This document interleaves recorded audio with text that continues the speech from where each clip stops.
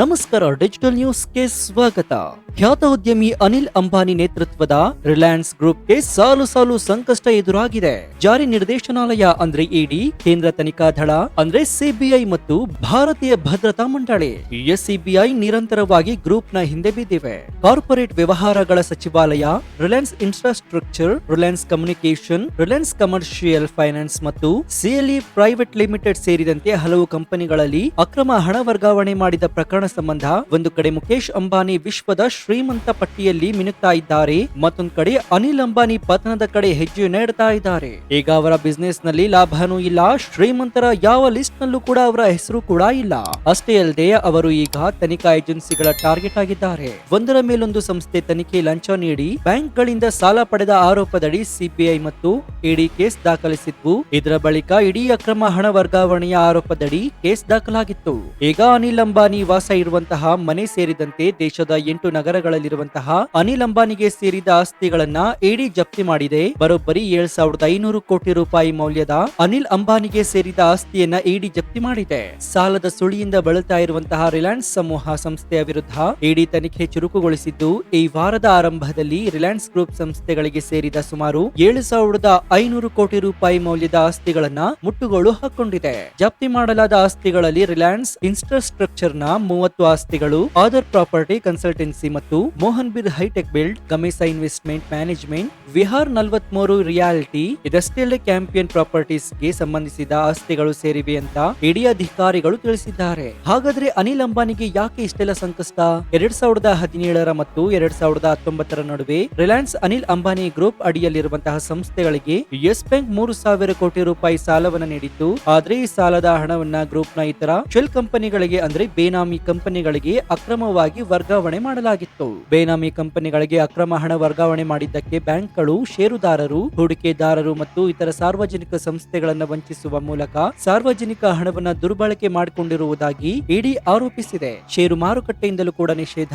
ಸಾಲದ ಸುಳಿಯಲ್ಲಿ ಸಿಲುಕಿರುವಂತಹ ಕೈಗಾರಿಕೋದ್ಯಮಿ ಅನಿಲ್ ಅಂಬಾನಿಗೆ ಮತ್ತಷ್ಟು ಸಂಕಷ್ಟ ಎದುರಾಗಿದೆ. ಹಣ ದುರುಪಯೋಗ ಪ್ರಕರಣದಲ್ಲಿ 5 ವರ್ಷಗಳ ಕಾಲ ಷೇರು ಮಾರುಕಟ್ಟೆಯಿಂದ ಮಾರುಕಟ್ಟೆ ನಿಯಂತ್ರಕ ಸೆಬಿ ನಿಷೇಧಿಸಿದೆ.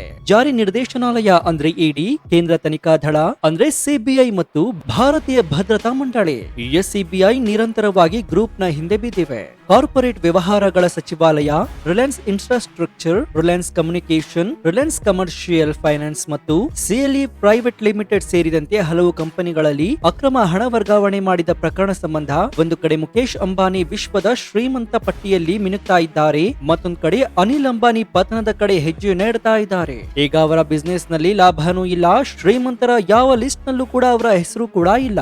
ಅಷ್ಟೇ ಅಲ್ಲದೆ ಅವರು ಈಗ ತನಿಖಾ ಏಜೆನ್ಸಿಗಳ ಟಾರ್ಗೆಟ್ ಆಗಿದ್ದಾರೆ. ಒಂದರ ಮೇಲೊಂದು ಸಂಸ್ಥೆ ತನಿಖೆ ಲಂಚ ನೀಡಿ ಬ್ಯಾಂಕ್ ಗಳಿಂದ ಸಾಲ ಪಡೆದ ಆರೋಪದಡಿ ಸಿಬಿಐ ಮತ್ತು ಇಡಿ ಕೇಸ್ ದಾಖಲಿಸಿದ್ವು. ಇದರ ಬಳಿಕ ಇಡೀ ಅಕ್ರಮ ಹಣ ವರ್ಗಾವಣೆಯ ಆರೋಪದಡಿ ಕೇಸ್ ದಾಖಲಾಗಿತ್ತು.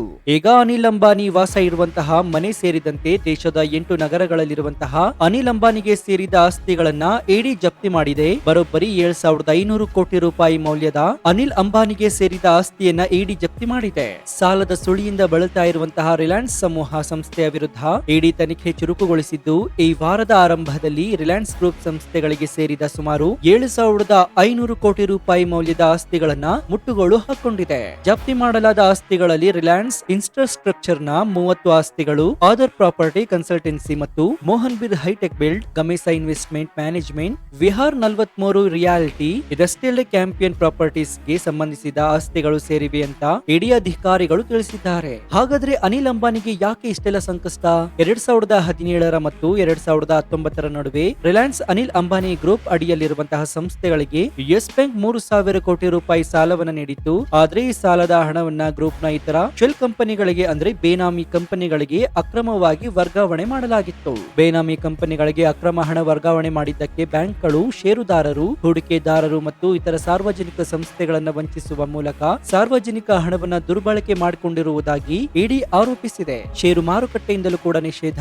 ಸಾಲದ ಸುಳಿಯಲ್ಲಿ ಸಿಲುಕಿರುವಂತಹ ಕೈಗಾರಿಕೋದ್ಯಮಿ ಅನಿಲ್ ಅಂಬಾನಿಗೆ ಮತ್ತಷ್ಟು ಸಂಕಷ್ಟ ಎದುರಾಗಿದೆ. ಹಣ ದುರುಪಯೋಗ ಪ್ರಕರಣದಲ್ಲಿ 5 ವರ್ಷಗಳ ಕಾಲ ಷೇರು ಮಾರುಕಟ್ಟೆಯಿಂದ ಮಾರುಕಟ್ಟೆ ನಿಯಂತ್ರಕ ಸೆಬಿ ನಿಷೇಧಿಸಿದೆ. ಸೊ ಈ ಬಗ್ಗೆ ನಿಮ್ಮ ಅನಿಸಿಕೆ ಏನು ಅಂತ ಕಮೆಂಟ್ ಮಾಡಿ ಹಾಗೂ ವಿಡಿಯೋಗೆ ಲೈಕ್ ಕೊಡಿ. ಜೊತೆಗೆ ನೀವಿನ್ನೂ ನಮ್ಮ ಚಾನೆಲ್ ಅನ್ನು ಸಬ್ಸ್ಕ್ರೈಬ್ ಮಾಡ್ಕೊಂಡಿಲ್ಲ ಅಂದ್ರೆ ಈ ಕೂಡಲೇ ಸಬ್ಸ್ಕ್ರೈಬ್ ಮಾಡ್ಕೊಂಡು ಪಕ್ಕದಲ್ಲಿರುವಂತಹ ಬೆಲ್ ಐಕಾನ್ ಅನ್ನು ಪ್ರೆಸ್ ಮಾಡಿ. ಇದರಿಂದ ನಾವು ಹಾಕುವ ಹೊಸ ವಿಡಿಯೋಗಳ ನೋಟಿಫಿಕೇಶನ್ ಮೊದಲು ನಿಮಗೆ ಸಿಗುತ್ತೆ.